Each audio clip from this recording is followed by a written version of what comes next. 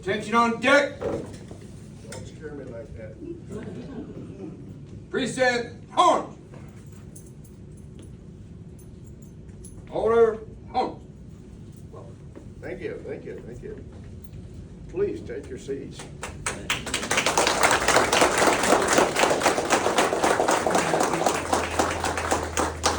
Rex, take us some chairs. Stand up beside me. Hello everybody, I'm from Avondale Post 10374. This is Rex King. He's one of our members. He's the one that coordinated having Medal of Honor recipient Doc Ballard to come join us today and give us his little whatever he wants to talk about. So please give him another welcome.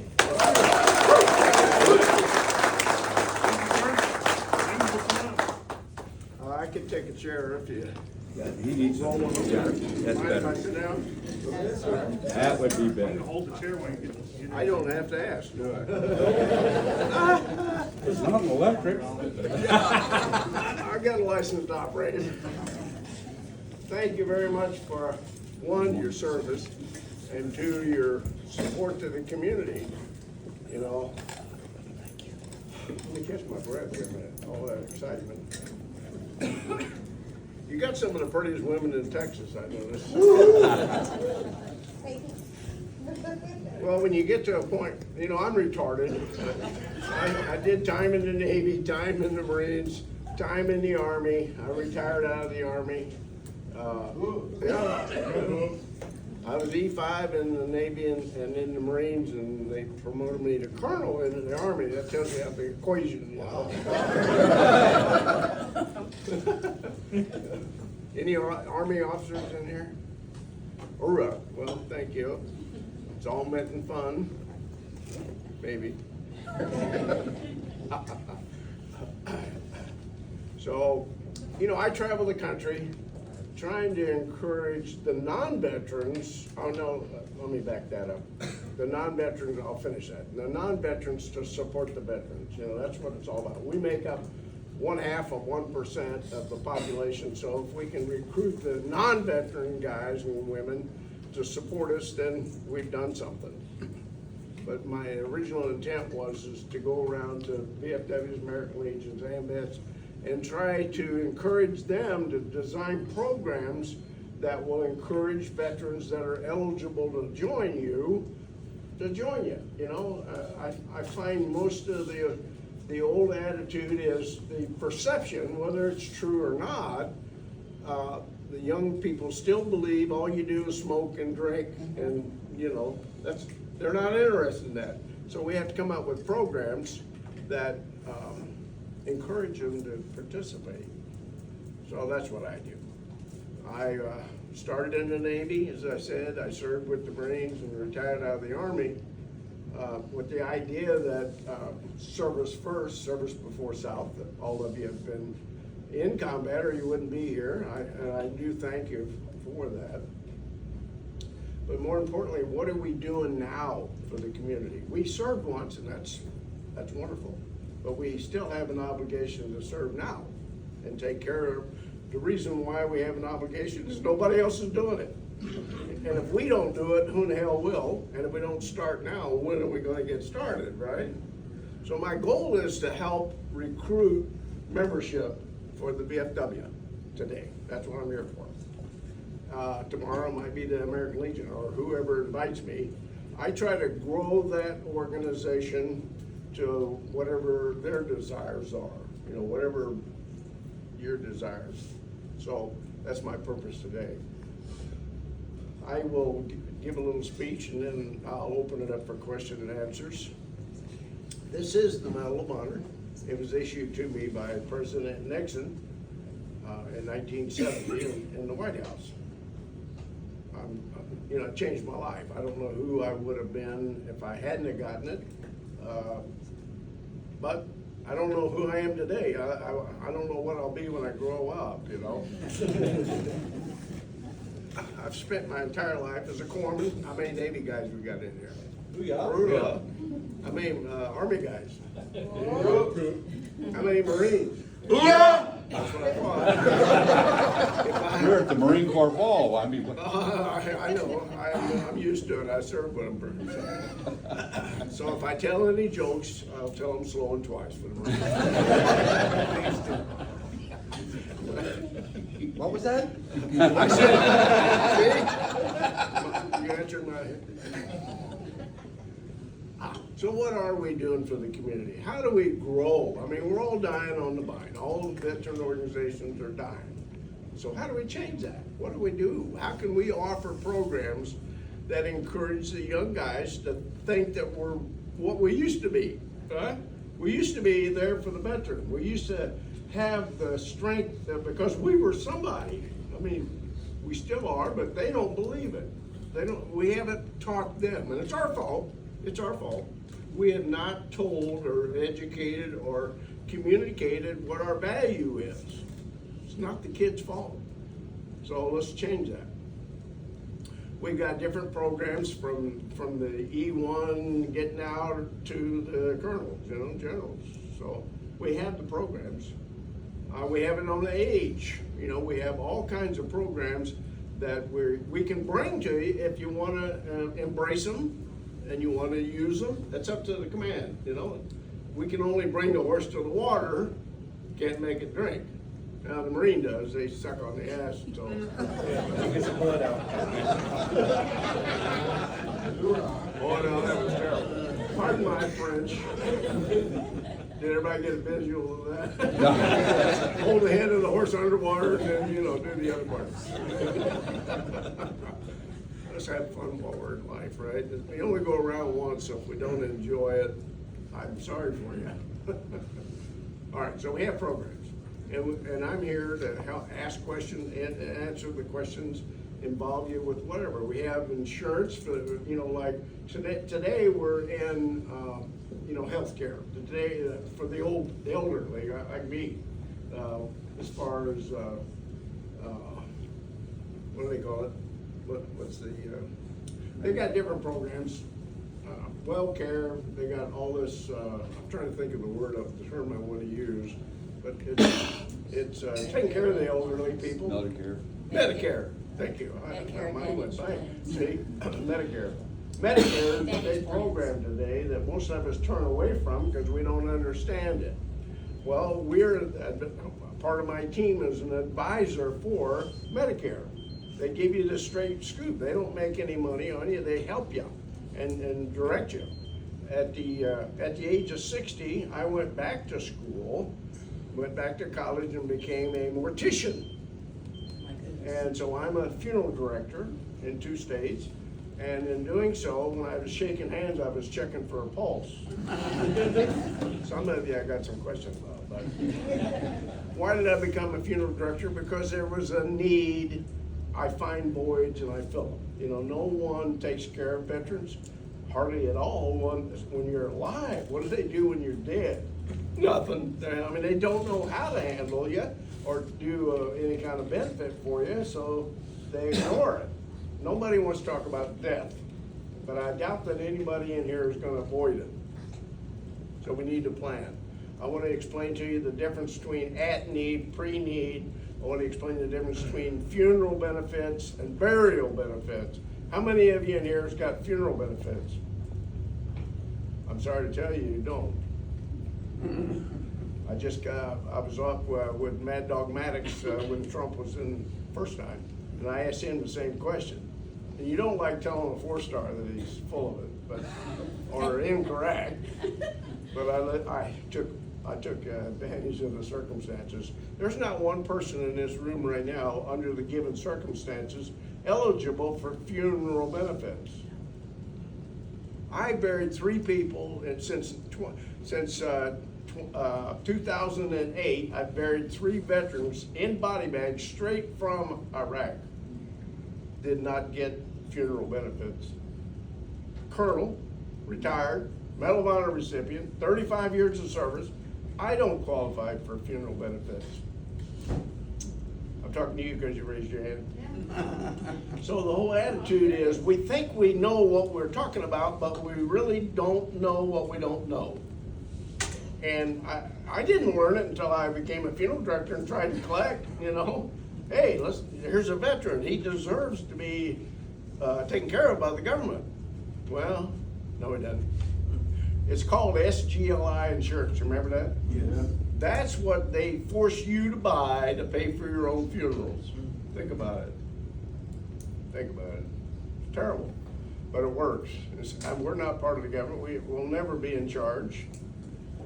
We play the game by their rules. So life is about choices, but it's also about the learning curve of learning what you don't know. And so I was forced to learn that the difference between funeral and burial benefits. Most all of us in here that are qualified for burial benefits. But how do you get from the deathbed, wherever that is, to the cemetery? And what are you going to be in when you get there? Some funeral home director is charged by the federal, but also controlled by the state, to make sure that is properly handled. You don't want to get into it, but the body becomes contaminated, and the whole funeral industry was designed to protect the living, not to do a thing for the dead. So our whole point is learn what we can, be prepared, because the burden of the funeral home is going to come on your family after you're dead. We started a little pre-need program. There's pre-need and at-need. Pre-need is planning ahead, $5, $10 a month, designing what you want. At-need is your family chucking through the problems, finding the paperwork, trying to qualify what they can qualify for, and find out that they're not entitled or they're taken advantage of. One of the hardest things I had to divorce myself as being a funeral director is talking to the family across the table, arrangement table, only to find out how much money have you got allotted for this, because I'm going to try to take all of it. I don't agree with that, but that's our training. That's why it's a $13 billion industry today, a year. $13 billion chunk of change. So, that's part of the questions I'm here to answer for you. And you don't know what we don't know, right? We're starting programs because we're led in that direction, if you will, through conversations here, other organizations, into helping the homeless, helping the homeschool, which I really love. Anybody do homeschooling here? If you don't, then you need to bring that into the realm of Unknown caller. yeah, of course. Bring that into the realm of what you offer to the veteran. And we've got a program for you. And you don't have to do anything. Obviously, you're not qualified to train. But we have trainers that train the trainers, and train the program, teach the families. We're only here to assist. I'm talking about homeschooling now. We'll never take the place of the rotten public service. I don't encourage anybody to go to college unless you have to have it for your license. I encourage people to go to trade schools, get a skill that pays, and get paid to go through that school. You got the GI Bill. Wouldn't it be nice if you had a program that you could offer to a young recruit coming in here, and you give him more than he expected? That's what it's all about, is being, wow, that you know what I got when I went to that VFW post? They care about me, and they're gonna help me. Look what they've done so far. What are they gonna do next month, So do we have a bigger role in our community? It's up to us. We're the guiding force. We make choices. Life's about choices. So I'm trying to recruit all of you to think outside the box. All of us can give a little bit, but we can all give a little bit more, right? And feel good about it. I'm here today. None of you paid me to come here, I don't think. Or maybe you'll pay me on the way out, right? But the point is, I'm taking my time for our country. I'm investing in you to help us invest in the country, to raise our kids. how did I get off into schooling was, I sit on the board, as a Medal of Honor recipient, I've been on the Medal of Honor Society board 17 years. And we developed a character development program. Never heard of it, I get it. And most of you are characters already. But this is for the kids to learn what we were taught by the Second World War guy. Patriotism, Americanism, honor, sacrifice, identifying, taking responsibility for your actions. This is what the Medal of Honor desperately wants to get into the schools. We've spent several $1 million putting this program together, and it's free to you. If you use it, it's free. If you offer it to homeschool, or if you start having one day a month for different programs, right? You have one day a month that does this, and another day you do this. But you reach out to the community and get them involved in something they want. Hey, that's a novel idea. You know, let's pay it back. Let's pay it forward. Let's help the people that don't even have a clue what they're missing. You know, they don't know what they don't know. And as you sit here, you don't know the program yourselves.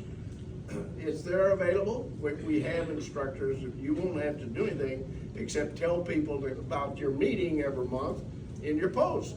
Turn it into an educational venue for the community. And you might even get a new member out of it. You know, that's the goal, is to give them more than what they thought they were going to get, right? That's what it boils down to. We have several programs: homeless, education, insurance, debt service. We help people get out of debt. No big deal, except it is to them. If they have a poor credit score, we can help them get back to not paying high interest rates. Or we have programs to help them get out of the credit card problems. It's there. None of it, any of you know anything about that? Normally not. So that's what we do. We step up and present programs to help everybody, no matter what level of life, what level of crises, whatever challenges they've got. We are here and want to be, and you can be their resource. Now you can drink your beer and smoke your cigarettes. You can do all you're doing, but let's take time for them. That's all I'm asking you. Take time to grow, help them, help give them. Not yet. You already have a restriction on how you require members to become members, which limits your ability to grow anyway, you know. So you, of all organizations, need to stand out and shine because you're leaders. You're leaders. You've done more than other veterans. You've proven yourself on the battlefield. I want you to prove yourself in the community. I can't go, I got an hour speech and you know, I'm gonna cut it down to a half hour. Well, all right, 55 minutes. But my point is to be here for you. I'll take questions. I don't have all the answers. I garner on to you. But I have the love in my heart to make sure the veterans are taken care of. I don't care who does it. Either you're going to do it or the American Legion's going to do it, but you present more opportunity with the stronger presence and with more authority because of who you are, what you've done, the proof that you can accomplish stuff that the other veterans and in the rear with the gear didn't, right?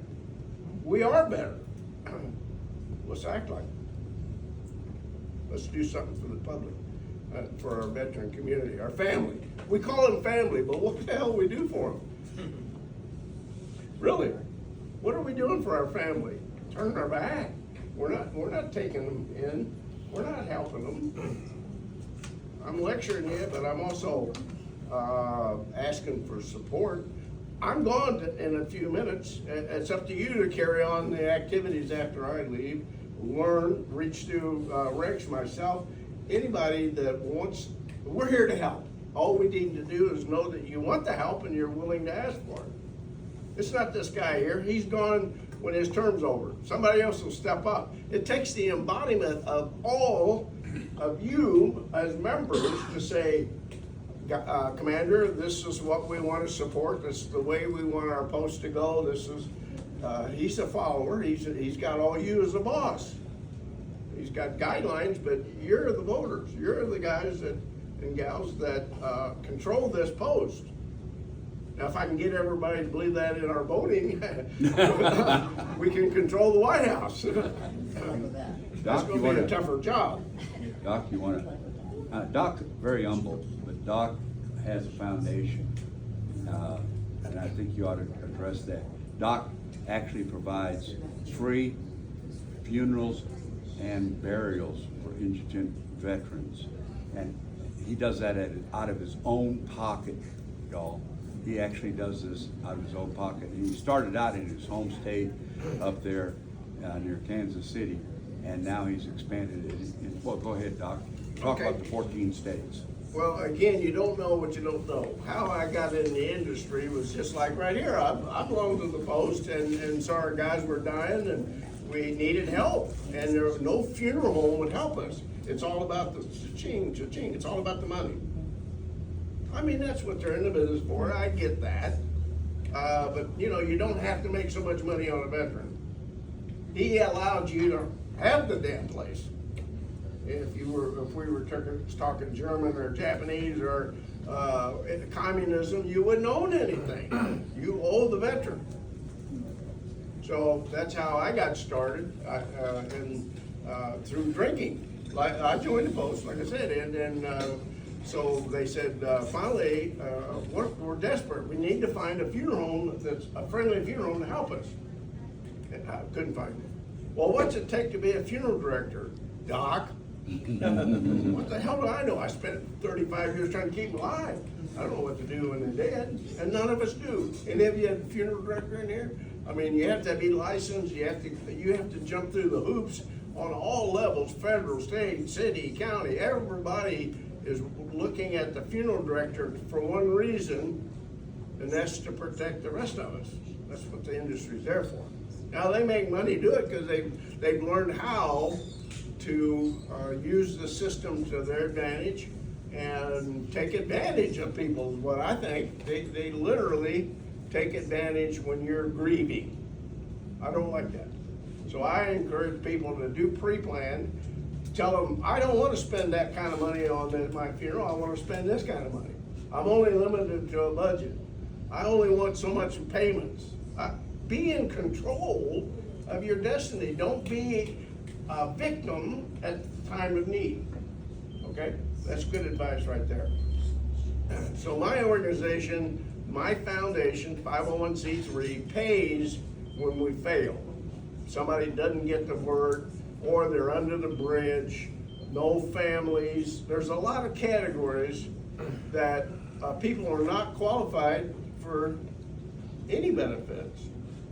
National Guard sometimes, you know, there's a whole laundry list that I didn't know about until I got into business and tried to get them funded, you know. They say no, including the active duty guy in the body bag coming back. The family had to wait 90 to 120 days to get their SGLI insurance, so I funded it. And now another funeral home may not do that. Think about it. The ones that get $10,000 and $20,000 for a funeral, they kind of want their money now, and they can because they've got the body, they've got hostage, you know. It boils down to personality. So I do the funerals. I have 2 nonprofits that support me. I'm a spokesman for those nonprofits. I sell books. Let me restate that.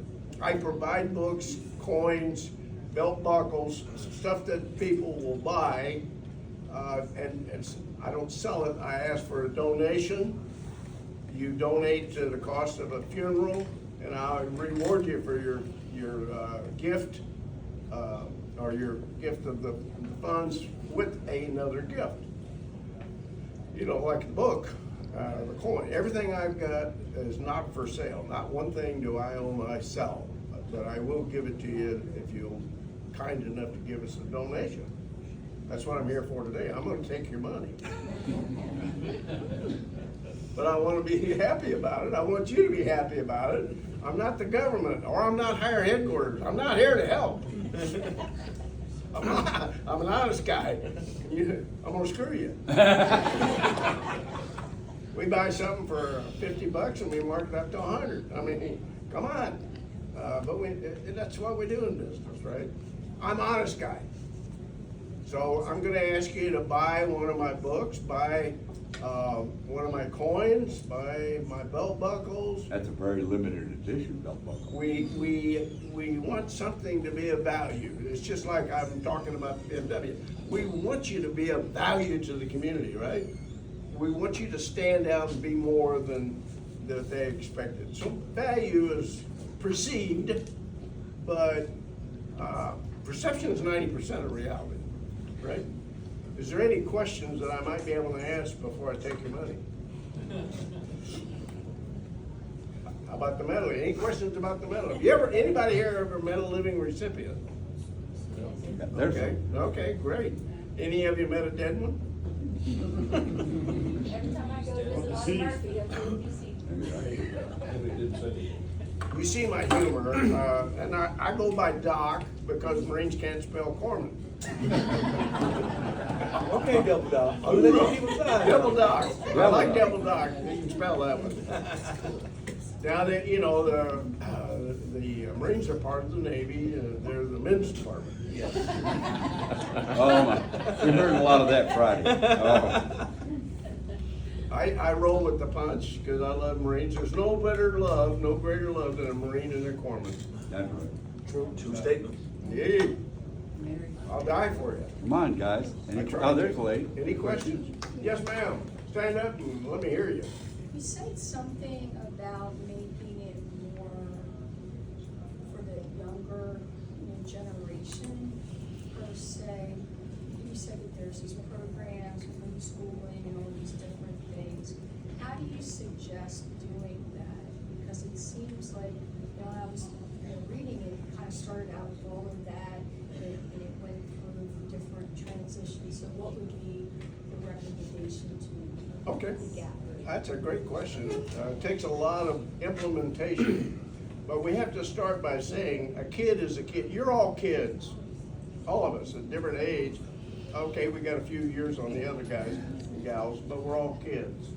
And it's, we don't know what we don't know. So the question can be answered by saying we have to get to somebody that has the knowledge, that has the experience, that has helped people and remarket it, reproduce it. Nothing's new in the world. We just have to redevelop what's already there and apply different techniques. We have a program. And like I say, it's all about, you have to present the whole program. In order to take care of the youth, you got to take care of the older people.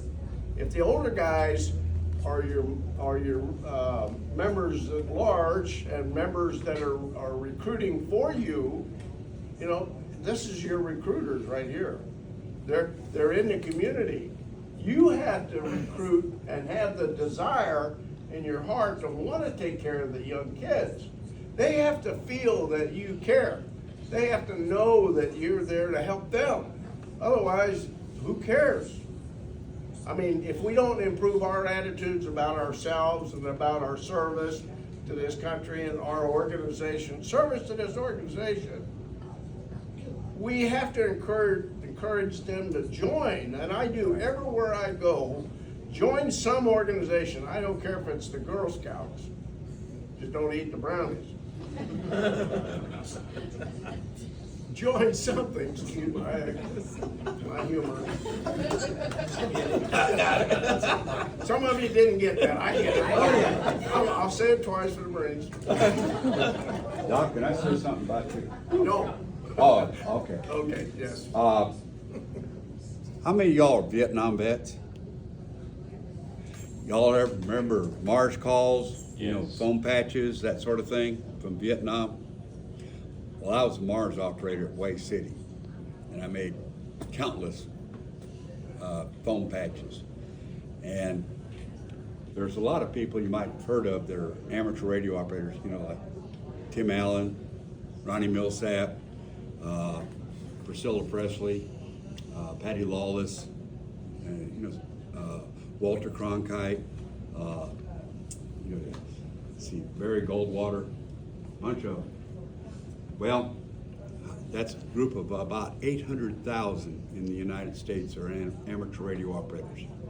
Did you know our national organization hands out scholarships to young people every quarter until they earn their undergraduate degree?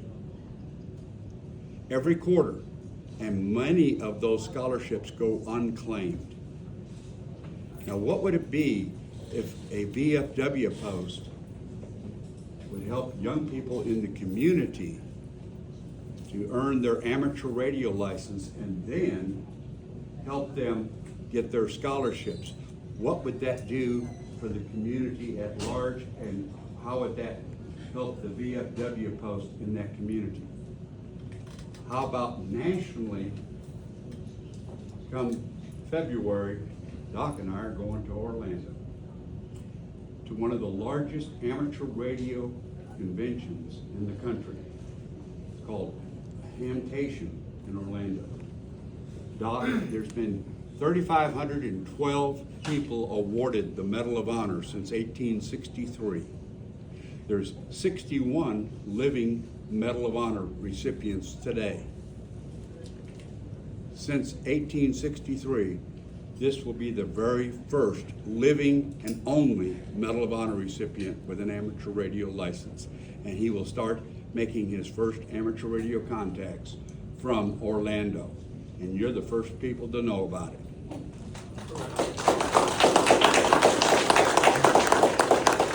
Using that platform, he's going to be able to help veterans organizations around the country, including Alvarado, to help young people get their amateur radio license and to help you as a VFW post in your community to help during times of disaster, community issues, anything else, let alone helping our youth. Now, did you know that people who possess an amateur radio license as a young person can get an advanced pay grade when they join the armed forces? Does that help us? That makes you real popular with the recruiters. So help out Doc, help out his foundation, and he's got some really good merch. Yeah. I'd like to thank, you have a question in just a second. I want to thank Rick King for, helping me. I'm a one-man band. I can't do any of what I told you we had the capability of doing. I'm the colonel, I don't know shit. But I was a Mustanger, so I do know that. My point is it takes a team effort. There's no I in the military. It's all team. Just as he points out, if I do something or forget something, he's right there to back me up. So we're looking for recruiting tools. Why would we talk to you about radio? Well, I have a face for radio. Some of you do too. What it does is allows the disabled guys a new hobby, a new way of communicating. He doesn't have to talk on the radio saying, I'm disabled, I can't walk. No disabilities on the radio. There's no ugliness on the radio. So it presents a whole new realm of communication, a whole new desire. And by the way, if you come to our Monday or third Thursday of the month, we'll teach you, we'll have an instructor here for you. We will teach you classes. All you have to do is join the VFW. If you're not qualified, then we'll have to talk about the American Legion or something. I'm trying to recruit for you. You're not going to get everybody, but you're going to get a hell of a lot more interest than you got now. So that's why we talk to anybody that listens. I might be helping the American Legion, but the whole point is I don't care who the messengers are. I want the veterans to benefit by somebody. Yes, ma'am. As far as the education programs go, like they're geared toward our younger generation, what is like the youngest age group you guys gear your programs for? Homeschool. So K through 12. No, yeah, well, yeah, K through 12. I mean, homeschool is you're teaching your kid, you know, not to burn himself, you know? I mean, homeschool is simplest of form of parent oversight. So it's up to the parent what he wants to teach the kids, right? They're gonna be a product of your exposure, your knowledge, and your teaching. Yeah, So there is no age group. I I mean, push all my experience on my kids. so that's part of the programs I'm talking about. You got the radio, as Rex said, you got homeschooling is another thing. You don't know a damn thing about it. So we bring in people that do, but the VFW gets the credit for it. The entry-level license takes 10 hours of class. That's 2 hours a week for 5 weeks. I mean, come on. And But get the interest, he's Get so the interest. right. yeah, Give them a reason to come here that maybe they're not old enough to drink. Because how many has that time, you know, we're willing to die for this country, but we're not old enough to drink sometimes.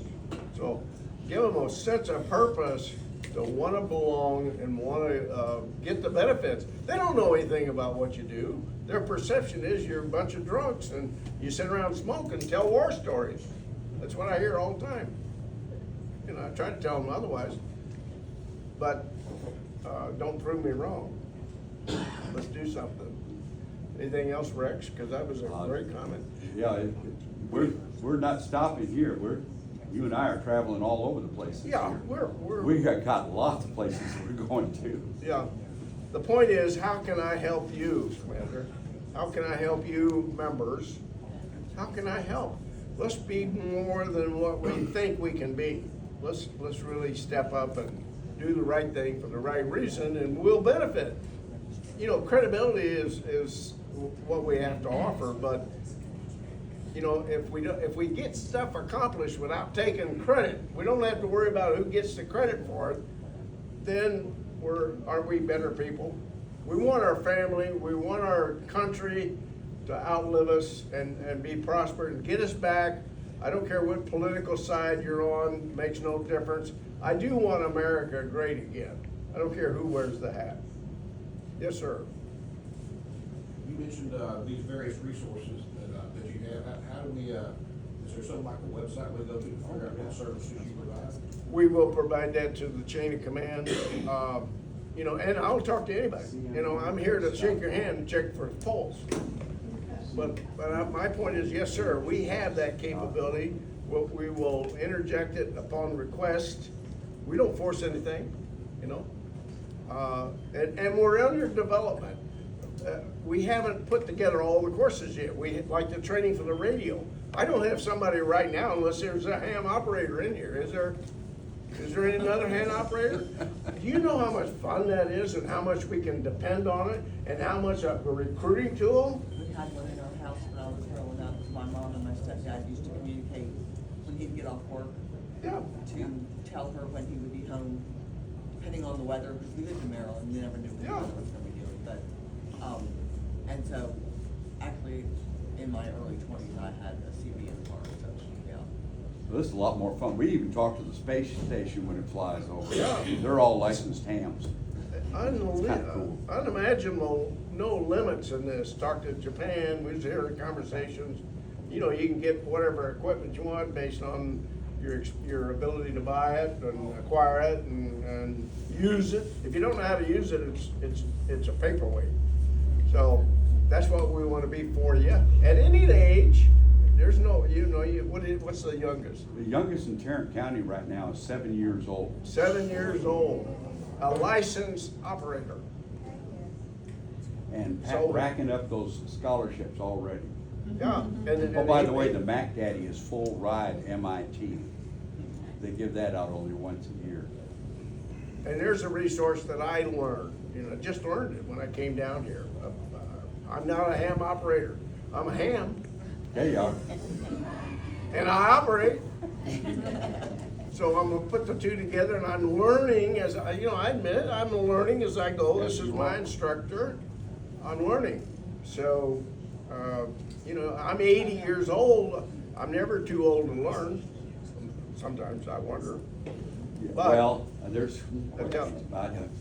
the oldest one that got his license recently is 98 in in Tarrant County. And that's also a veteran. And there's no race, no color, no creed, no disability, nothing. When you're talking on the radio, you're who you are. Like Doc said, you got a face for radio. And It's wonderful, It- wonderful it- hobby. it's great, great hobby. And there's nets. I was gonna mention that real quickly, Doc. There's nets for every group out there. If you're a member of the 101st, there's a 101st net. If you're a tin can sailor, there's a tin can sailor's net. If you're a submarine sailor, likewise. If you're SAC, there's a SAC group. If you're a Marine Force Recon, there's one for it. There's nets for everything, and you wind up connecting. Now, the other thing we want to quickly point out in Kim, out in Loma Linda, California. Yes. It dropped the suicide rate to 0 by Yeah. getting the. Can you see the benefit of that? I mean, why does people kill themselves? Lack of sense of purpose. They don't have the need or desire to want to live anymore. They don't have that same attitude that you have. Radio, again, I'm not 100% trained in it myself, but I do believe that I can vision somebody that wants to kill himself reaching out at 2 o'clock in the morning. Instead of sticking the gun in his mouth, he's talking to some person that he Fellow don't. vet. A fellow vet. A fellow veteran and some motorcycle group. They have motorcycle groups. You know, Yep. they got all kinds of networks, nets they call them. They got them. So this is just another resource that it's unimaginable what it can limit or unlimit things to. You know, we have no limit or age group or color, creed, religion. It's whatever you want. Good question. How about another question? Yes, sir. Hazel VFW, we started the ham operator group and have all the equipment we started a year and a half ago. And, we have one instructor there now, and all the equipment, antennas and everything, a little bit of lack of interest, and anybody in here interested, check with us at Hazel VFW. We've been doing this for a while. Outstanding. See, you got a resource that I didn't know about, but again, it's gonna fall on deaf ears unless people promote it, you know? Look at the money spent out there for Walmart or Kmart or, you know, you have to advertise that household name and the treatment, you know?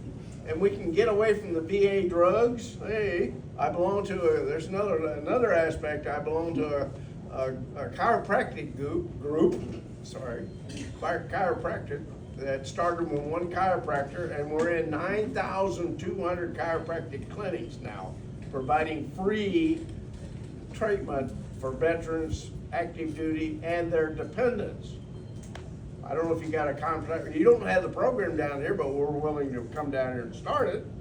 So each chiropractor has to, in order to join the organization, has to take on X number of patients for free each month, or each day, each week, whatever his clinic will allow.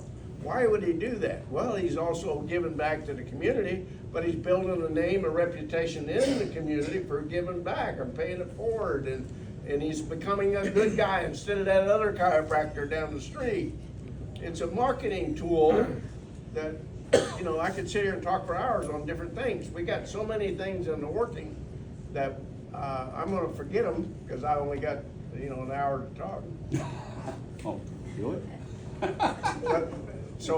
But you know, that's my attitude is to reach as many veterans, age unidentifiable, doesn't matter your age, creed, color, race, religion, doesn't matter. We're here to help you. You serve, you're willing to die for this country, we ought to be thankful. And we ought to help you and expose you to things that you didn't know was available. I'm exposing you right now to something you didn't know was available. Take it for what it's worth. Help me by turning around and once you're trained and once you've got the ability to deliver that, just like right here, you got a resource for radio. You didn't know you had it, did you? Anybody know this guy existed? Well, yeah. Well, you didn't know about his capabilities. If you don't know, you don't know. So that's what we're doing, is communicating effectively so that everybody now knows that we have a ham radio operator and to be able to use one day a month in your program. Show them your belt buckle, Doc, and I'll get your book out. Okay, this is a paid commercial. Commander, be excused. Auxiliary be excused. Yeah, we're at the community now. This is a Medal of Honor buckle. It was designed, there's only 100 of them in existence, and it's a normal belt buckle that I've signed on the back. 100% of the money goes to repay for them buying it and/or to the funerals and benefits of veterans that need help. And this is the Medal of Honor book. Not the knife, just the book. I'd like to offer this up for a donation as well. I will sign it. This is a book that's put out by Nick Del Calzo, and